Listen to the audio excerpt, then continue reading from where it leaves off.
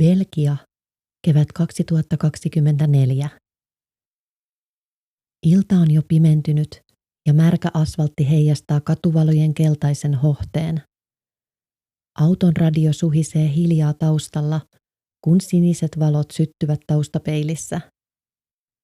Thomas-niminen mies oli juuri ajamassa kotiin pitkän työpäivän jälkeen, kun poliisipartio pysäytti hänet. Poliisi pyytää puhallusta. Thomas puhaltaa putkeen varmana. Hän tietää olevansa selvinpäin. Laite piippaa. 2 promillea. Luku, joka ei jätä tulkinnan varaa.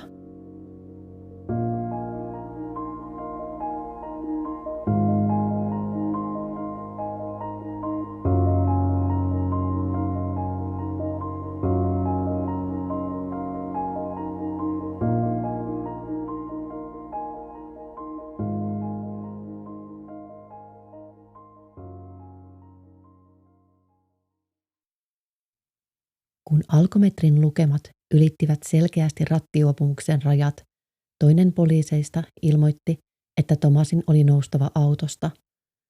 Thomas hermostui ja protestoi. Hän vetosi raittiuteensa ja selitti, että tuloksen täytyy olla väärä. Hänen äänensävyssään oli ärtymystä ja hätäännystä, mutta myös sammallusta. Kun hän nousi ylös autosta, hänen askelensa horjahti ja päässä heitti. Tilanne ei rauhoittunut ja Thomas päätyi poliisiauton takapenkille, iltansa suunta täysin muuttuneena. Thomas vietiin asemalle, jossa häneltä otettiin verikoe ja kirjattiin lausunto tapahtuneesta. Seuraavana päivänä hän sai tiedon, että tapaus etenee oikeuteen. Thomas oli 40-vuotias mies, jonka elämä oli ollut vuosia tasaista. Hän teki työnsä tarkasti, ajoi liikennesääntöjä noudattaen ja eli arkea, jossa mikään ei eronnut poikkeuksellisesti. Siksi tapahtunut tuntui kaksin verroin hämmentävältä, sekä hänelle itselleen että hänen lähipiirilleen. Kun uutinen rattijuopumuksesta levisi, se muutti hänen asemansa hetkessä. Työpaikalla hän huomasi, kuinka keskustelut vaikenivat hänen astuessaan huoneeseen. Naapureiden tervehdykset muuttuivat varautuneiksi. Hän yritti selittää tilannetta omaksi edukseen yhä uudelleen, mutta jokainen selitys tuntui menevän ohi niiltä, jotka kokivat jo tietävänsä totuuden. Tuon illan olotila ei kuitenkaan ollut Thomasille poikkeuksellinen. Hän oli kokenut usein aiemminkin päiviä, jolloin olo oli epätavallisen sumuinen ja horjuva ilman selkeää syytä. Sekavuutta seurasivat usein päänsärky ja pahoinvointi. Oireet menivät ohi yhtä nopeasti kuin tulivat. Thomas oli käynyt lääkärissä useita kertoja, eikä niille ollut löytynyt selitystä tutkimuksista huolimatta. Lopulta oireita oli selitetty stressillä, verensokerin vaihtelulla tai jollakin ohimenevällä vaivalla. Kun oikeudenkäynti alkoi lähestyä, Thomasin tilanne näytti heikolta. Syyttäjän näyttö oli yksinkertainen ja vahva. Puolustusasianajaja kävi läpi tapausta kohta kohdalta. Jos mitään uutta ei löytyisi, tämä päätyisi tuomioon. Asianajaja palasi lopulta Thomasin terveystietoihin, asiakirjoihin, jotka oli ensin ohitettu, koska niissä ei näyttänyt olevan mitään ratkaisevaa. Hän huomasi kuitenkin kiinnostavan yksityiskohdan. Thomasin veressä oli ollut mitattavissa pieniä määriä alkoholia, vaikka hän oli ollut vuodeosastolla tarkkailussa sairaalassa. Thomas väitti ollensa tuolloin myös täysin raitis, ja jos Thomasia oli uskominen, löydös oli poikkeuksellinen.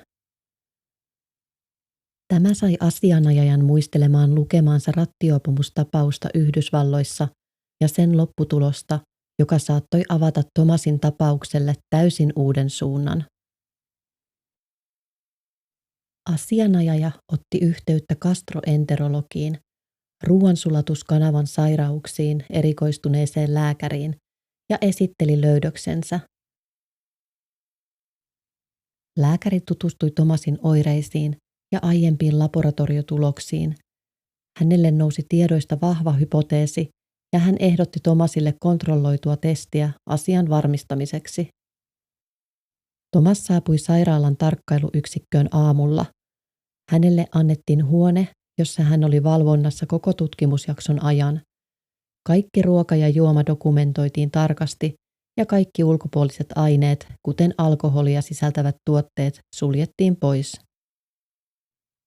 Verinäytteitä otettiin säännöllisesti puolen tunnin välein. Näytteistä mitattiin etanolipitoisuus ja muita arvoja, joiden avulla nähtäisiin, tapahtuiko elimistössä muutoksia ruokailun jälkeen. Thomas paastosi yön yli ja ensimmäinen verinäyte vahvisti, ettei veressä ollut alkoholia. Thomas sai seuraavaksi runsaasti hiilihydraatteja sisältävän aterian, pastaa, leipää ja mehua.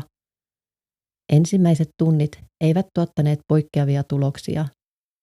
Sitten 3. tunnin kohdalla laboratorio ilmoitti löydöstä, jota ei voinut selittää virheellä. Thomasin veressä oli alkoholia. Testi uusittiin saman päivän aikana tiiviimmällä aikavälillä. Tulokset pysyivät samoina.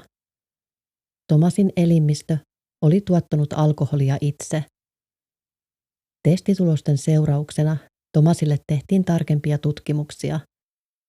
Hänen suolistostaan otetuissa näytteissä havaittiin merkittävä määrä hiivasientä, erityisesti Saccharomyces cerevisiae-lajia, jota käytetään panimotuotteissa.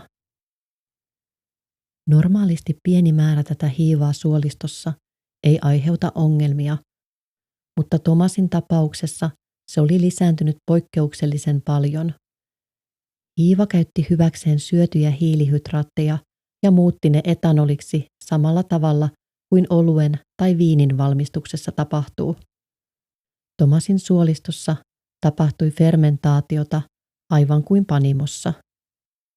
Diagnoosi oli autobrewery syndrome, eli oman kehon panimosyndrooma. Oikeudenkäyntipäivänä Thomas astui tuomioistuimen eteen. Salissa oli virittynyt tiivis virallinen tunnelma. Syyttäjän esittämä aineisto oli suoraviivainen. Puhalluskokeiden tulokset, verinäyte ja poliisiraportti. Monissa tapauksissa ne olisivat riittäneet tuomioon sellaisenaan. Puolustuksen esittämät dokumentit muodostivat kuitenkin kokonaisuuden, jota ei voinut ohittaa. Valvotun sairaalatestin raportin, yksityiskohtaiset verikoetulokset, videomateriaalin tutkimusolosuhteista, gastroenterologian lausunnon ja 2 muuta lääkärin lausuntoa, jotka vahvistivat löydökset. Nämä todisteet osoittivat, että alkoholia nousi Thomasin vereen, vaikka hän ei ollut nauttinut alkoholia lainkaan. Tuomari perehtyi aineistoon pitkään ja esitti asiantuntijoille tarkentavia kysymyksiä. Keskeinen kysymys oli, voiko elimistö tuottaa tällaisen määrän alkoholia ilman ulkoista lähdettä? Ja jos voi, oliko Thomas voinut itse vaikuttaa tähän prosessiin? Lääkärien vastaus oli yksiselitteinen. Kyllä, elimistö voi harvinaisissa olosuhteissa tuottaa korkeitakin alkoholipitoisuuksia. Ja ei, Thomas ei voinut hallita sitä, eikä ollut tietoinen sairaudestaan ennen tutkimuksia. Tuomari päätyi ratkaisuun, joka oli poikkeuksellinen, mutta selkeä. Syytteet hylättiin, koska Thomas ei ollut päihtynyt tahallisesti eikä rikosoikeudellisesti vastuullinen elimistönsä tuottamasta alkoholista. Diagnoosin jälkeen Thomas aloitti hoidon, sienilääkityksen ja ruokavalion, jossa hiilihydraattien määrää vähennettiin minimiin. Oireet helpottivat, mutta prosessi ei ollut hetkessä valmis. Hän joutui selittämään tilannettaan työpaikallaan ja lähipiirissään, ja luottamuksen palauttaminen vei aikaa. Oman kehon panimosyndrooma, tieteellisemmin endogeeninen etanolin tuotanto, on yhä lääketieteen näkökulmasta osittain tuntematon tila. Sairauden taustalla on tavallisesti suolistomikropiston häiriö, joka voi kehittyä esimerkiksi laajan antibioottikuurin jälkeen tai tilanteissa, joissa suoliston bakteeri- ja hiivatasapaino horjuu. Joillakin potilailla tila on uusiutunut ja siksi he tarvitsevat pitkäaikaista seurantaa ja ruokavalion tarkkaa suunnittelua. Harvinaisuudestaan huolimatta tautia esiintyy eri puolilla maailmaa. Amerikasta, Aasiasta ja Euroopasta löytyy potilaita, jotka ovat päätyneet sairaalahoitoon tai oikeuteen asti ennen kuin diagnoosi on saatu. Oireiden epämääräisyys ja harvinaisuus tekevät diagnosoinnista haastavaa ja moni on saanut väärän diagnoosin tai kohdannut epäilyjä ennen kuin oikea syy on paljastunut. Thomasin tapaus on esimerkki tilanteesta, jossa lääketieteellisesti poikkeuksellinen ilmiö kohtaa järjestelmän, joka ei ole varautunut siihen. Se on kertomus tutkimuksesta, poikkeavuuksista ja siitä, miten selittämätön ilmiö voidaan lopulta ymmärtää, kun sitä tarkastellaan huolellisesti ja johdonmukaisesti.